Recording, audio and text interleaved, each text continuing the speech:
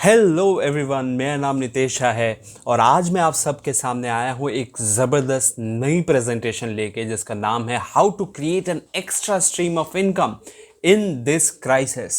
हम सब परिचित हैं इस क्राइसिस के बारे में, कैसे इस परिस्थिति में लोगों की इनकम जो है वो कम हुई है और कैसे आप अपने लिए एक extra stream of income create कर सकते हैं। तो ये बहुत ही ज़बरदस्त प्रेजेंटेशन होने वाली है। अगर ये कुछ ऐसा है जो आपसे रिलेट करता है तो मैं चाहूँगा कि आप इस वीडियो के इस प्रेजेंटेशन के एंड तक रहें ताकि आपको यहाँ से बहुत ही शानदार चीज़ें मिल सके। जो लोग मेरे चैनल पे पहली बार आए हैं, मैं बता दूं, मेरा नाम नितेश शाह है। मैं एक नेटवर्क मार्केटिंग और पर्सनल डेवलपमेंट कोच हूं और मैं लोगों को मदद करता हूं उनका बिजनेस शुरू करने में, सोशल मीडिया के माध्यम से और इंटरनेट के माध्यम से उनका बिजनेस स्टार्ट करने में मैं मदद करता हूं। तो क्या ज़रूरत आन पड़ी आखिर इस प्रेजेंटेशन की, इसके बारे में हम बात करेंगे और थोड़ा सा समझेंगे कि करंट में इनकम की सिचुएशन क्या है। अभी जो क्राइसिस की परिस्थिति है उसमें एक सर्वे बताता है कि 50% से ज़्यादा लोग ऐसा मानते हैं कि फ्यूचर में आने वाले समय में इनकम में कमी होने वाली है और इसकी जो मेजर रीजंस हैं वो बताया जाता है। जो करंट में जो कोविड की जो सिचुएशन है प्लस इकोनॉमी पे जो प्रभाव पड़ा है उसके वजह से लोग, ऐसा लगता है उनको कि आमदनी में कमी होने वाली है। लोगों के कंसर्न क्या है, प्रॉब्लम क्या है, और ये जो डेटा मैं आप लोगों से शेयर कर रहा हूँ ये सिर्फ एक ऐसा कोई कलेक्ट किया हुआ डेटा नहीं है। ये हिंदुस्तान के, इंडिया के बहुत बड़े बड़े संस्थाओं द्वारा किया गया सर्वे है। तो लोगों के जो कंसर्न है उसमें सेफ्टी सबसे ज़्यादा प्राथमिकता है, उसके बाद ओवरऑल पब्लिक हेल्थ प्रायोरिटी है, परिवार का ध्यान रखना, उनके हेल्थ का ध्यान रखना, इंडियन इकोनॉमी और पर्सनल हेल्थ। तो आप देखेंगे कि टॉप 5-6 जो पॉइंट्स है उसमें हेल्थ सबसे ज़्यादा प्रायोरिटी में आता है लोगों की नज़र में। इसके बाद अगर हम नज़र डालेंगे और कौन कौन से कंसर्न है, तो लोग ऐसा मानते हैं कि मेरा और मेरे परिवार का हेल्थ जो है वो नेगेटिवली इफ़ेक्ट हुआ है इस सिचुएशन में, और काम करने की क्षमता घटी है और मैं बहुत डरा हुआ हूँ कि कहीं मेरी नौकरी ना चली जाए और मेरे फाइनेंशियल कमिटमेंट्स जो हैं वो कैसे पूरे होंगे और या वो नेगेटिवली इम्पैक्ट हो गए हैं। तो इस परिस्थिति में क्या करूँ मैं। तो ये लोगों की समस्याएं हैं और ऐसे में लोग जो है वो समाधान ढूंढ रहे हैं। तो किया क्या जा सकता है, क्या पॉसिबल सोल्यूशन है, इसके बारे में हम अभी बात करेंगे कि आखिर सोल्यूशन क्या है, हम कर क्या सकते हैं। तो ये सबसे इम्पॉर्टेंट पॉइंट है कि ज़्यादातर लोग जो हैं वो चाहते हैं कि उनकी लाइफ में ज़्यादा से ज़्यादा इनकम ऑप्शंस हो। हर व्यक्ति जानता है कि घर से काम करना जो है ये एक नया ट्रेंड है, इसमें हमें एडजस्ट करना पड़ेगा। बहुत से लोग अनकंफर्टेबल फील करते हैं घर से काम करते हुए, वर्किंग फ्रॉम होम, बट जो परिस्थिति है उसमें अपने आप को एडजस्ट करना पड़ेगा कि कैसे आप ज़्यादा से ज़्यादा इफ़ेक्टिवली घर से काम कर सकते हैं। नए स्किल्स सीखने की ज़रूरत है, इसमें कोई दो राय नहीं है। दुनिया जानती है कि कैसे हर व्यक्ति ने अपने आप को एडजस्ट किया है नए काम करने के तरीके की वजह से, और ऐसी परिस्थिति में केवल एक ही विकल्प रह जाता है कि या तो परिस्थिति के साथ अडेप्ट कर लें, अपने आप को चेंज कर लें, या तो फिर सरेंडर कर दें और भगवान भरोसे छोड़ दें कि जो होगा देखा जाएगा, या फिर कर ही क्या सकते हैं, इस प्रकार का एटीट्यूड डेवलप कर लें। आप देखें कि आपके लिए क्या बेटर है। मैंने ये प्रेजेंटेशन उन लोगों के लिए बनाया है जो कि चेंज करने के लिए तैयार हैं या अडेप्ट करने के लिए तैयार हैं। तो अगर आप चेंज करने के लिए तैयार हैं, अगर आप अपने आप को सिचुएशन के अनुसार अडेप्ट करने के लिए तैयार हैं और आपका जवाब अगर यस है, तो आगे आप इस प्रेजेंटेशन को देखिए, अन्यथा इस प्रेजेंटेशन को यहीं समाप्त कर दीजिए। यही जानकारी आपके लिए नहीं है, ये उन लोगों के लिए है जो समय के अनुसार खुद को बदलना जानते हैं और जो समझते हैं कि ये समय की रिक्वायरमेंट है। हम समझेंगे कि कैसे हम इनकम क्रिएट कर सकते हैं और क्या हमारे पास ऑप्शन है, और उसके लिए ये हमें समझना पड़ेगा। इसको कहा जाता है कैश फ्लो क्वाड्रेंट, और ये कैश फ्लो क्वाड्रेंट हमें बताता है कि इस दुनिया में 4 अलग अलग तरीकों से इनकम प्रोड्यूस किया जा सकता है। तो सबसे पहले तो एम्प्लॉयज़ आते हैं जो कि किसी न किसी संस्था में काम करते हैं, नौकरी करते हैं। दूसरे सेल्फ एम्प्लॉयड व्यक्ति हैं जो कि जिनका अपना काम है, जिनका मोटो है आज़ादी, वो खुद के लिए काम करते हैं। तीसरे वो है जिनका अपना बिजनेस है, यानी उनके पास एक सिस्टम है। और चौथे वो हैं जो अपने इन्वेस्टमेंट से पैसा कमाते हैं। अब ये चारों कैटेगरीज हैं क्या, तो थोड़ा विस्तार में समझते हैं। अगर आप इनकम कमाना चाहते हैं तो इसको समझना बहुत ज़रूरी है, यानी एक्स्ट्रा इनकम की अगर मैं बात करूं तो हो सकता है आप इनमें से किसी चार कैटेगरी में मौजूद हों करंट में, लेकिन अगर आप इसको समझेंगे, सीखेंगे, तो आपके लिए बहुत आसान हो जाएगा इनकम जनरेट करना। तो एम्प्लॉय कौन है जो दूसरों के लिए काम करता है? बहुत आसान है। जॉब सिक्योरिटी, स्थायी आमदनी और नौकरी के फायदे इसके प्राथमिकता रहते हैं। समय बेच के पैसा कमाते हैं और हमेशा व्यस्त रहते हैं, काम करना बंद नहीं कर सकते। और ऐसी परिस्थिति में जहां समय अनुकूल ना हो तो कंपनियां बाहर भी निकाल देती हैं, जैसा कि हम देख रहे हैं। सेल्फ एम्प्लॉयड वो खुद के लिए काम करते हैं, इनके लिए फ्रीडम प्राथमिकता है, अपने हिसाब से काम करूंगा वाली सोच है। पैसा रहता है पर समय नहीं रहता उसको एंजॉय करने का, समय बेचकर पैसा कमाते हैं और हमेशा व्यस्त रहते हैं, ये भी काम करना बंद नहीं कर सकते। बिजनेस ओनर्स जो हैं वो एसेट बनाते हैं, सिस्टम बिल्ड करने पे फोकस करते हैं ये, और पैसा और समय दोनों रहता है एंजॉय करने के लिए, और अकेले काम करने के बजाय टीम में काम करना पसंद करते हैं। ये काम करे या ना करे पर पैसा लगातार आता रहता है। जो चौथी कैटेगरी है वो है इन्वेस्टर। पैसा इन्वेस्ट करते हैं ये पैसा कमाने के लिए, और काम करे ना करे पर पैसा जो है इनके पास लगातार आता रहता है। जो एम्प्लॉयज़ हैं इनका इतिहास क्या है, हिस्ट्री क्या है, ये आपके नॉलेज के लिए आपको जानना बहुत ही ज़्यादा ज़रूरी है, ताकि आप समझ सकें कि आप अपने इनकम को कैसे बढ़ा सकते हैं। तो नौकरी का इतिहास जो है ये 200 साल पुराने सिस्टम की वजह से है। पहले इतनी नौकरियां नहीं होती थी, और इस सिस्टम को फ्यूडल सिस्टम कहा जाता है। फ्यूडल सिस्टम में क्या होता था, 200 साल पहले नौकरियां नहीं हुआ करती थी। लोग बाग जो हैं वो खेतों में काम किया करते थे, लोग जो हैं वो एग्रीकल्चर पे डिपेंडेंट थे। ऐसे में इन 200 सालों में इंडस्ट्रियल रेवोल्यूशन की शुरुआत हुई, औद्योगिक क्रांति की शुरुआत हुई, और हर जगह प्रोडक्ट्स बनने लगे, ऐसे प्रोडक्ट्स जो पहले उपलब्ध नहीं हुआ करते थे। मे बी वो ये मोबाइल हो जिस पे आप ये वीडियो देख रहे हैं, वो प्रोडक्ट, वो ऐसी कई सारी चीज़ें हैं जो कि पिछले 200 सालों में ही बनी हैं, उससे पहले वो मौजूद नहीं था। और ये बहुत शुरुआती स्तर पे जब स्टार्ट हुआ तो पहले बहुत कम फैक्ट्रीज हुआ करती थी, लेकिन ये धीरे धीरे इस कदर बढ़ने लगा कि लोग जो हैं खेती छोड़ के इंडस्ट्रीज़ में और फैक्ट्री में काम करने लगे। और जब ये देखा गया कि लोगों का फैक्ट्रीज़ में, इंडस्ट्रीज़ में काम करना ज़रूरी है, और बड़ी बड़ी फैक्ट्री के मालिकों और कंपनियों को जब लोगों की ज़रूरत पड़ी तो अपने प्रभाव से, अपने इन्फ्लुएंस से उन्होंने एजुकेशन सिस्टम को बदल दिया, ताकि लोगों को फैक्ट्रीज़ और इंडस्ट्रीज़ में काम करवाया जा सके। और इसका प्रभाव क्या हुआ कि ABCD कैटेगरी की नौकरियां बनी प्राइवेट और सरकारी संस्थानों में।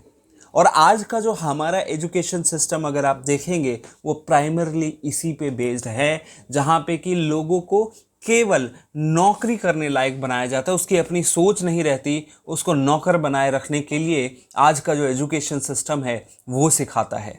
तो ABCD कैटेगरी की नौकरी में क्या होता है, D कैटेगरी यानी सबसे लोएस्ट कैटेगरी की नौकरी, जो लोग फैक्ट्री में काम करते हैं, फैक्ट्रियों पर डायरेक्ट काम करते हैं, या मजदूर हो गए, या यूनियन में ये जो लोग आते हैं। इसके बाद C कैटेगरी सुपरवाइज़र कैटेगरी की हो गई, B category manager, senior manager category की हो गई, A कैटेगरी जो है वो प्रेसिडेंट, वाइस प्रेसिडेंट, या फिर वो CEO कैटेगरी में आ गए। और यही सिस्टम जो है वो फैक्ट्रीज़ में भी लागू हुआ, और सरकारी नौकरियों में भी आप देखेंगे कि यही सिस्टम है, जहाँ D कैटेगरी की नौकरी होती है और A कैटेगरी की भी नौकरी होती है, जहाँ पे IAS IPS लोग जो है वो बनते हैं। ये हर जगह ये सिस्टम एप्लीकेबल किया गया। लेकिन करंट परिस्थिति में आप देखेंगे कि टेक्नोलॉजी में बदलाव आ रहा है। आर्टिफिशियल इंटेलिजेंस जो है वो आज के समय का हॉट केक है, और आर्टिफिशियल इंटेलिजेंस ने इस सिस्टम को बदल के रख दिया है। ज़्यादातर फैक्ट्रीज, ज़्यादातर ऑर्गेनाइजेशन जो है अब वो जानती है कि उनको लोगों की संख्या को कम करना होगा, और उसके लिए वो टेक्नोलॉजी को लगातार डेवलप करने में लगे हुए हैं। कई ऐसी कंपनीज़ हैं, कई ऐसी फैक्ट्रीज़ हैं जिन्होंने अपने मैन पावर को कम किया है, और आए दिन हमें सुनने को मिलता है कि लोगों की नौकरियां जा रही हैं। इस संस्थान ने लोगों की नौकरी कम की, यहाँ तक कि इंडिया में डिफेंस सेक्टर ने भी अपनी नौकरियां जो हैं वो कम कर रहे हैं। लोगों को डिफेंस सेक्टर में भी अपनी नौकरी से हाथ धोना पड़ रहा है। तो अब क्या परिस्थिति आ गई है, चूंकि पॉपुलेशन लगातार बढ़ती जा रही है, नौकरियां कम होती जा रही है, तो लोगों को परफॉर्मेंस के अनुसार पैसा मिल रहा है और जॉब सिक्योरिटी भूल जाइए। पेंशन्स जो हैं वो प्राइवेट कंपनीज में पहले होती थी, वो ख़त्म हो गई, धीरे धीरे गवर्नमेंट जॉब्स में भी ख़त्म हो गई, और आने वाले समय में आप देखेंगे कि नौकरी सबसे असुरक्षित काम रह जाएगा। अभी भी बहुत बड़े तबके में इसको सुरक्षित काम माना जाता है, लेकिन बहुत जल्द ये सबसे ज़्यादा असुरक्षित काम रहेगा। और इसीलिए बढ़ती आबादी को कवर करने के लिए सरकार जो है वह स्वरोजगार को बढ़ावा दे रही है, और करंट परिस्थिति में ज़रूरतें पूरी करना असंभव हो रहा है, सपनों को तो भूल ही जाइए। अभी तो लोगों के लिए सर्वाइवल ही सबसे बड़ा चैलेंज हो रहा है। कैसे अपने बेसिक खर्चों को पूरा किया जाए, कैसे अपने रेगुलर एक्सपेंसेस, कैसे अपने ईएमआईज लोन्स को कवर किया जाए, और ये सबसे बड़ा चैलेंज बन के आ गया है। अब एक बार हम ज़रा बिजनेस के बारे में समझते हैं कि ट्रेडिशनल बिजनेस सिस्टम कैसे काम करता है, फैक्ट्रीज कैसे काम करती है। तो इस सिस्टम में कई लेवल्स होते हैं। बड़ी इन्वेस्टमेंट जहां होती है तो बड़ा रिस्क इन्वॉल्व होता है। जिनके पास ज़्यादा पैसा है वो सबसे ज़्यादा कमाते हैं। नए कंपनीज और बिजनेसेस के लिए ये बहुत ही कठिन होता है। रिटेलर जो है वो सबसे कम इन्वेस्टमेंट करता है, पर सबसे ज़्यादा काम करता है, और सबसे ज़्यादा रिस्क उसी को लेना पड़ता है। और बाकी सब नेटवर्क, ये जो नेटवर्क आप देख रहे हैं, manufacturer, distributor, wholesaler, retailer, network की वजह से ज़्यादा पैसा कमाते हैं कम मेहनत में। यानी जिसके पास जितना बड़ा नेटवर्क है वो उतना बड़ा पैसा कमाएगा। एक मैन्युफैक्चरर के पास बहुत बड़ा नेटवर्क है, वो पूरे देश में डिस्ट्रीब्यूशन कर सकता है, तो इसलिए वो सबसे ज़्यादा पैसा कमाता है। होलसेलर उससे कम, रिटेलर सबसे कम कमाता है, क्योंकि उसके पास नेटवर्क बनाने की एबिलिटी नहीं है, वो आगे नेटवर्क नहीं बना सकता। ऐसे में एक और सिस्टम है जिसको आपको समझने की ज़रूरत है ट्रेडिशनल बिजनेस के अलावा। इसको कहा जाता है फ्रेंचाइजी सिस्टम। फ्रेंचाइजी सिस्टम जो है वो ट्रेडिशनल बिजनेस के रिस्क को कम करता है। नेटवर्क या फ्रेंचाइजी देने के अधिकार केवल एक कंपनी के पास रहता है, और आपने नाम सुना होगा जैसे बाटा और पतंजलि जैसी कंपनियां। आप फ्रेंचाइजी खरीद सकते हैं, पर आगे किसी को फ्रेंचाइजी नहीं दे सकते हैं। बड़े इन्वेस्टमेंट और इंफ्रास्ट्रक्चर की इसमें ज़रूरत होती है।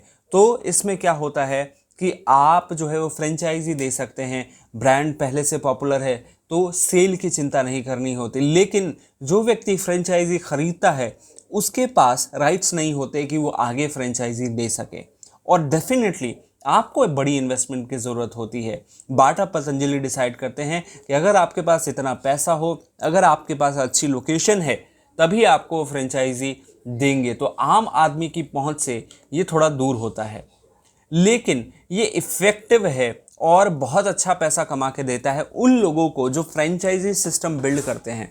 और इसके पीछे एक सिद्धांत काम करता है, इसको कहा जाता है टाइम मल्टीप्लिकेशन।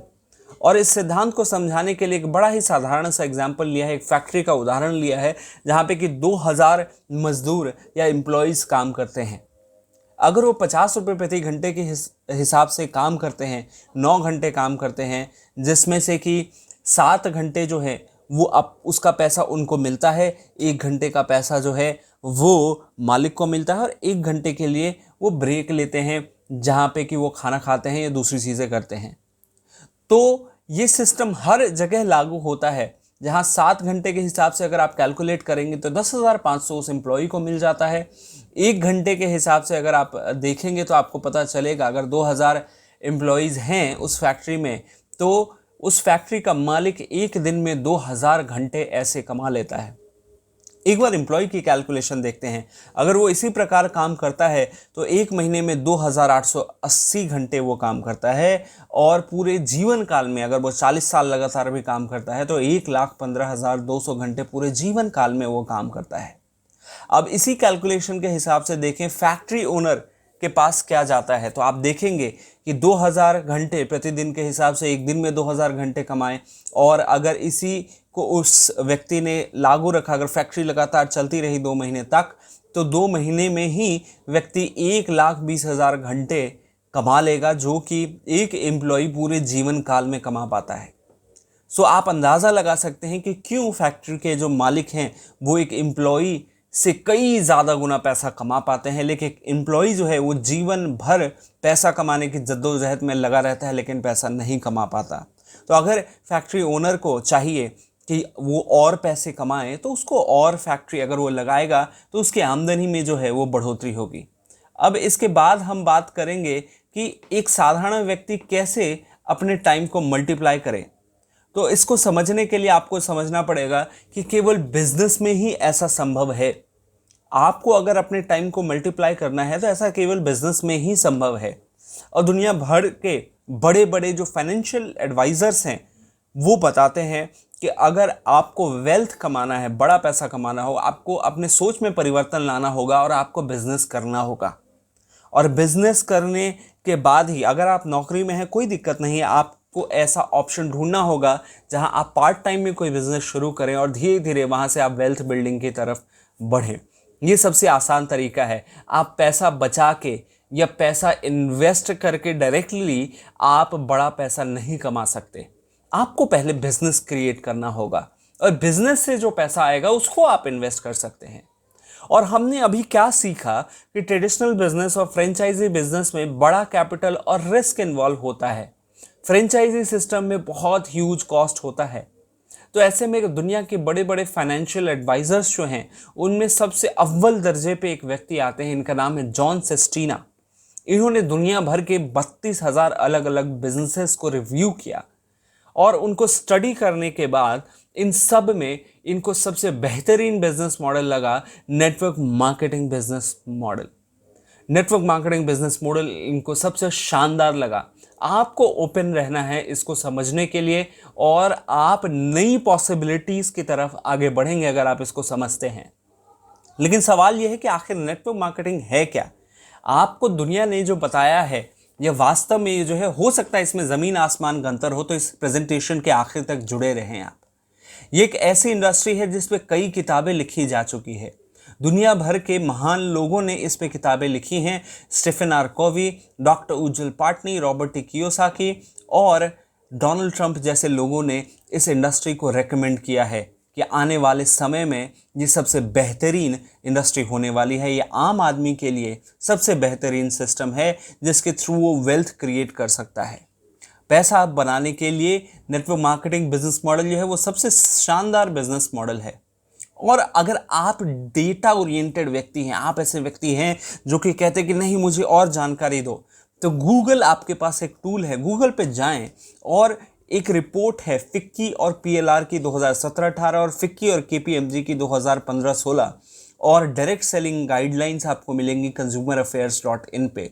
इन वेबसाइट और इन डिटेल्स में जाएं और पढ़ें कि कैसे नेटवर्क मार्केटिंग, जिसको कि डायरेक्ट सेलिंग भी कहा जाता है, लाखों लोगों को नौकरी देने का काम कर रही है। मैं नौकरी नहीं कहूँगा, ये सेल्फ एम्पावरमेंट दे रही है, लाखों लोगों को ये मदद कर रही है। उनके स्वरोजगार में वो खुद से पैसा कमा सकते हैं, उनको नौकरी करने की ज़रूरत नहीं है। कैसे ये देश की मदद कर रही है, आप इस पर ज़रूर गौर करें। ये कुछ चीज़ें हैं जो आपकी मदद के लिए मैंने यहाँ पे दी हैं। ये कुछ बेसिक कोट्स हैं जिसके बारे में आप पता कर सकते हैं। ये वेरीफाइड कोट्स हैं। फिक्की और केपीएमजी की रिपोर्ट जिसके बारे में मैंने आपको बताया, बताती है कि 2025 तक ये इंडस्ट्री 64,500 करोड़ की होगी। जो रामविलास पासवान जो पिछले मोदी गवर्नमेंट में उपभोक्ता मामले के मंत्री थे, उन्होंने बताया कि 2025 तक 9,000 करोड़ का रेवेन्यू गवर्नमेंट को मिलेगा। रॉबर्ट कियोसाकी के बारे में मैंने आपको बताया। बिल गेट्स जो दुनिया के सबसे अमीर व्यक्ति हैं, उन्होंने ये बताया है कि अगर मुझे ये बिज़नेस मॉडल मिला होता तो मैं इसके साथ ही अपना बिज़नेस शुरू करता, बजाय एक कंपनी ज़ीरो से शुरू करने की। अब ये कितना बड़ा जायंट है इसके बारे में मैं आपको बता दूं कि ये हर साल $200 बिलियन का टर्नओवर होता है। इसमें रोज़ाना $548 मिलियन का टर्नओवर होता है और हर साल 5,04,000 करोड़ रुपए पूरी दुनिया में कमीशन के तौर पे बढ़ता है। रोज़ाना 1,400 करोड़ रुपए बढ़ते हैं। और जॉन सेस्टीना इसीलिए कहते हैं कि ये एक साधारण व्यक्ति के लिए असाधारण व्यक्ति का धन निर्माण करने का सबसे आसान तरीका है। क्यों? क्योंकि आप ट्रेडिशनल बिजनेस के लिए आपके पास ह्यूज कैपिटल आपको चाहिए, फ्रेंचाइजी के लिए अगेन ह्यूज कैपिटल और इंफ्रास्ट्रक्चर चाहिए, जो कि करंट परिस्थिति में फीजिबल नहीं है और हर आम व्यक्ति ये काम नहीं कर सकता। तो इसलिए ये सिस्टम आपके लिए सबसे शानदार है। अब एक बार ज़रा नज़र डालेंगे आज के ट्रेंडिंग बिजनेस मॉडल्स। ज़्यादातर ट्रेंडिंग बिजनेस मॉडल्स जो है, चाहे वो पेटीएम हो, ओया, ओला, स्विगी, जोमेटो, ये कुछ ऐसे बिजनेस मॉडल है जो इंटरनेट बेस्ड बिजनेस मॉडल है, यानी इंटरनेट पे बिजनेसेस जो हैं ये चलते हैं। तो आपको ये समझने की ज़रूरत है कि आज के बिजनेस में इंटरनेट का भी बहुत बड़ा रोल है। अब नेटवर्क मार्केटिंग में समझते हैं कि पैसा कैसे मिलता है किसी भी व्यक्ति को। कोई भी प्रोडक्ट जो होता है नेटवर्क मार्केटिंग में, वो डायरेक्टली उत्पादक से ग्राहक तक पहुंचाया जाता है नेटवर्क मार्केटिंग डिस्ट्रीब्यूटर के द्वारा। एडवर्टाइजमेंट का पैसा बचता है और उसको डिस्ट्रीब्यूटर्स में बांटा जाता है। और जो डिस्ट्रीब्यूटर्स होते हैं वो कंपनी के ब्रांड एम्बेसडर होते हैं और यहाँ पे कुछ भी बेचना नहीं होता। अगर इस्तेमाल करके अच्छा लगे तो आप लोगों से शेयर करें, वह अच्छा ना लगे तो आप शेयर ना करें। और ह्यूमन टेंडेंसी है कि हमें जो चीज़ें अच्छी लगती है हम वो शेयर करते ही है। कंपनी के इंफ्रास्ट्रक्चर और प्रोडक्ट्स का इस्तेमाल करें अपना बिजनेस स्टार्ट करने के लिए और खड़ा करने के लिए। आपको इन्वेस्टमेंट करने की ज़रूरत नहीं है इंफ्रास्ट्रक्चर में, आपको ज़रूरत नहीं है मैन्युफैक्चरिंग लगाने की। आप वो चीज़ें कंपनी के इस्तेमाल कर सकते हैं और आप देखेंगे कि आप इसका लाभ ले सकते हैं। कुछ चीज़ें हैं, नेटवर्क मार्केटिंग क्या नहीं है। लोगों के दिमाग में ये एक मिथ्या है कि इन्वेस्टमेंट कंपनी तो नहीं है नेटवर्क मार्केटिंग, जो पैसा बढ़ाने की बात करते नहीं, ये नेटवर्क मार्केटिंग नहीं है। ऐसी कंपनीज जिनके प्रोडक्ट्स कारगर नहीं होते, किसी काम के नहीं होते, वो नेटवर्क मार्केटिंग नहीं हो सकती। क्योंकि आप अच्छी बातें तभी करेंगे जब प्रोडक्ट्स कारगर होंगे। और जो इन्वेस्टमेंट की बात करते हैं कि आप इतना इन्वेस्ट करें और आपको इतना मिल जाएगा, वो गवर्नमेंट की तरफ से वैसे ही बैंड है और वो नेटवर्क मार्केटिंग की कैटेगरी में नहीं आते। तो फिर आखिर लोग क्रिटिसाइज क्यों करते हैं? तो जैसा कि मैंने आपको बताया, मनी रोटेशन कंपनीज ने इस सिस्टम का इस्तेमाल किया। चूंकि ये पावरफुल सिस्टम है दुनिया का सबसे ज़्यादा, इसलिए मनी रोटेशन कंपनीज ने इसका इस्तेमाल किया। 2016 से पहले गवर्नमेंट रेगुलेशन नहीं मौजूद था, जिसकी वजह से लोग इसका गलत फ़ायदा उठा रहे थे। कुछ ऐसे असफल लोग थे जो लालच में पैसा कमाना चाहते थे और इसकी वजह से कई लोगों का पैसा उन्होंने डुबोया। और नेटवर्क मार्केटिंग के बारे में ज्ञान की कमी की वजह से किसी ने अच्छे तरीके से बताया नहीं कि इंडस्ट्री क्या है। तो हो सकता है आज कम शब्दों में आपको अच्छे से पता चला होगा इसके बारे में, तो शायद आप अवेयर हुए होंगे और दूसरे लोगों को भी आप ये शेयर कर सकते हैं, ये वीडियो शेयर कर सकते हैं, जिससे कि उनको भी पता चले कि आखिर नेटवर्क मार्केटिंग है क्या और क्यों लोग क्रिटिसाइज करते हैं। लेकिन अब सबसे महत्वपूर्ण चीज़ आती है कि नेटवर्क मार्केटिंग करने के लिए अगर आप इनकम कमाना चाहते हैं, एक अच्छा इनकम स्ट्रीम क्रिएट करना चाहते हैं नेटवर्क मार्केटिंग के माध्यम से, तो आपको एक सही नेटवर्क मार्केटिंग कंपनी चूज़ करना सबसे महत्वपूर्ण हो जाता है। तो एक सही नेटवर्क मार्केटिंग कंपनी का क्या रूल है या क्या चीज़ें उसमें होनी चाहिए? सबसे पहली चीज़, जो कंपनी का प्रोफाइल है, स्ट्रॉन्ग और स्टेबल होना चाहिए।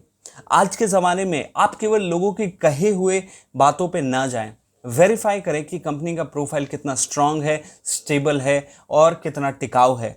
आज के ज़माने में आप कोई भी किसी भी ऐसी कंपनी के साथ नेटवर्क मार्केटिंग बिजनेस शुरू नहीं कर सकते जो कि कल शुरू हुई है और जिसका कोई भविष्य नहीं है। आपको ऐसी कंपनी चूज करना होगा जो कि बहुत ही स्ट्रांग है, स्टेबल है और थोड़ा बहुत बैकग्राउंड भी है उसका, उसने बिजनेस किया है। क्योंकि इंडिया में सस्टेन करने के लिए आपके पास बैकअप होना बहुत ज़्यादा ज़रूरी है। प्रोडक्ट्स जो है वो कारगर होने चाहिए और विश्व स्तरीय होने चाहिए। प्रोडक्ट इफेक्टिव होने चाहिए, वर्ल्ड क्लास होने चाहिए, जिससे कि प्रोडक्ट्स ना केवल आप अपने देश में इस्तेमाल कर सके बल्कि उन प्रोडक्ट्स में वो क्षमता हो कि वो प्रोडक्ट्स जो हैं विदेशों में भी इस्तेमाल हो सके। ज़्यादा से ज़्यादा लोगों तक पहुंचाने की कैपेसिटी होनी चाहिए उस कंपनी के प्रोफाइल में। कंपनी का प्लान ऐसा होना चाहिए, इनकम प्लान ऐसा होना चाहिए जो कि डिस्ट्रीब्यूटर्स यानी वो व्यक्ति जो कंपनी के साथ एनरोल होते हैं और कंपनी, दोनों के लिए फेयर होना चाहिए। ऐसा नहीं होना चाहिए कि वो डिस्ट्रीब्यूटर्स को ही बहुत ज़्यादा पैसा डिस्ट्रीब्यूट कर रहे हैं, तो ऐसी परिस्थिति में कंपनी बहुत जल्द बैंक करप्ट हो जाएगी। और ऐसा भी नहीं होना चाहिए कि जो पैसा है वो सारा कंपनी रख रही है। फेयर होना चाहिए, बराबरी में बंटना चाहिए, जिससे कि कंपनी भी चलती रहे और डिस्ट्रीब्यूटर्स के पास भी आमदनी आती रहे। अच्छा एजुकेशन सिस्टम होना चाहिए, मेंटरशिप और ट्रेनिंग होनी चाहिए जहां से कि आपको बिजनेस स्किल्स डेवलप करने में आपकी मदद की जाए, क्योंकि हम सब नौकरी के बैकग्राउंड से आते हैं और हमारे लिए बिजनेस स्किल्स डेवलप करना बहुत ज़्यादा ज़रूरी है। तो अच्छा एजुकेशन सिस्टम होना बहुत ज़रूरी है और अच्छी टाइमिंग में आपको कंपनी को ज्वाइन करना चाहिए और ट्रेंडिंग इंडस्ट्री होनी चाहिए। अच्छी टाइमिंग का मतलब ये है ऐसे समय में जहां पे कि लोगों को ज़रूरत हो उन चीज़ों की, उन प्रोडक्ट्स की और वो सिस्टम की, जिससे कि वो अपने लिए एक्स्ट्रा इनकम क्रिएट कर सकें, अपने स्वास्थ्य का ध्यान रख सकें, जो कि करंट में सबसे ज़्यादा ट्रेंडिंग है। तो ऐसी चीज़ों का आप लाभ उठा सकें। तो ये बहुत ही ज़्यादा ज़रूरी है अगर आप इस सिस्टम में कमाना चाहते हैं। तो अगले 10 साल के ट्रेंड्स क्या हैं, कहाँ आपको आमदनी हो सकती है? तो हेल्थ, न्यूट्रिशन और एंटी एजिंग इंडस्ट्री जो है ये अगले 10 साल के ट्रेंड्स में शामिल है। इन इंडस्ट्रीज़ में सबसे ज़्यादा ग्रोथ होने वाली है, क्योंकि लोग हेल्थ कॉन्शियस हो रहे हैं। लोग जानते हैं कि जो वो खाते हैं वो कितना महत्वपूर्ण है। हेल्दी रहना सबसे टॉप प्रायोरिटी में लोगों के आ चुका है। इंटरनेट और ई कॉमर्स बेस्ड बिजनेसेस जो हैं वो ग्रो करने वाले हैं। बहुत ज़्यादा लोग अब बाहर नहीं निकलेंगे। लोग चाहेंगे कि घरों से ही ऐसी सुविधा उपलब्ध हो कि घर से काम कर सकें, ऐसी सुविधा हो कि इंटरनेट के माध्यम से बिजनेस हो सके और सामान डिलीवर घर पे हो सके। तो ये बिजनेसेस फ्लरिश करने वाले हैं। और तीसरा जो फ्लरिश करने वाला है वो नेटवर्क मार्केटिंग या referral marketing. Traditional business system जो है वो कोलैप्स हो चुका है। जो फ्रेंचाइजी सिस्टम है वो कोलैप्स की कगार पे है करंट परिस्थिति में, और इसलिए इकलौता जो बिजनेस सिस्टम जो आने वाले समय में फ्लरिश करेगा वो है नेटवर्क मार्केटिंग या रेफरल मार्केटिंग। और इसके लिए आपके पास बहुत ही रॉक सॉलिड प्लेटफॉर्म होना बहुत ही ज़्यादा ज़रूरी है। सो आई होप आपको काफ़ी मदद मिली होगी कैसे आप अपने इनकम को ग्रो कर सकते हैं। इसके लिए मैंने आपको हिंट दिया कि कैसे आप एक अच्छी नेटवर्क मार्केटिंग कंपनी को ज्वाइन करके आप जो है वो एक्स्ट्रा इनकम स्ट्रीम जो है वो क्रिएट कर सकते हैं। और इसके लिए आपको अपने करंट काम को छोड़ने की बिल्कुल भी ज़रूरत नहीं है। आप अगर मान लीजिए नौकरी कर रहे हैं तो नौकरी के साथ साथ आप इसको कर सकते हैं। अगर आप कोई बिजनेस कर रहे हैं जो अभी नहीं चल रहा है तो आप इसको चूज़ कर सकते हैं। अगर आप जो हैं वो कोई नेटवर्क मार्केटिंग कंपनी ऑलरेडी कर चुके हैं या कर रहे हैं लेकिन संतुष्ट नहीं है तो भी आप इसको कर सकते हैं। और मैं आपको बता दूं कि मैं कमिटेड हूँ उन लोगों की मदद करने के लिए जो कि इस बिजनेस मॉडल का इस्तेमाल करके अपने काम को बढ़ाना चाहते हैं। और इंटरनेट का कैसे इस्तेमाल होता है मैं उसमें आप सब लोगों की मदद कर सकता हूं। तो अगर आप एक नई कंपनी की तलाश में हैं और अगर आप चाहते हैं कि मैं आपकी मदद करूं तो आप मुझे संपर्क कर सकते हैं। मेरा नंबर स्क्रीन पे आप देख रहे हैं, आपको कमेंट्स और डिस्क्रिप्शन में भी मेरा नंबर मिलेगा। इसके अलावा आप सबको गिफ्ट के तौर पे मैं आप सबको 9 तरीके बताऊंगा कि जिससे कि आप इंटरनेट के माध्यम से कैसे नेटवर्क मार्केटिंग बिजनेस जो है वो बिल्ड कर सकते हैं। मेरी किताब है जिसका कि कॉस्ट लगभग 250 रुपये का है। मैं आपको बिल्कुल फ्री में वो दे दूंगा अगर आप मुझे इस नंबर पे व्हाट्सएप करते हैं। तो आप मुझे बताएं और मैं आपको वो बुक जो है वो बिल्कुल फ्री ऑफ कॉस्ट जो है वो सेंड करूंगा। मेरी तरफ से ऐसी परिस्थिति में आपके लिए एक फ्री गिफ्ट दे रहा हूं मैं, ताकि आप जो हैं वो इस इंडस्ट्री को स्वागत करें अपने जीवन में। और आप ढूंढ रहे हैं अगर कोई ऐसी कंपनी जहां से कि जो मैंने पॉइंट्स बताए वो फिट बैठते हो तो मैं डेफिनेटली आपकी मदद करने के लिए तैयार हूं।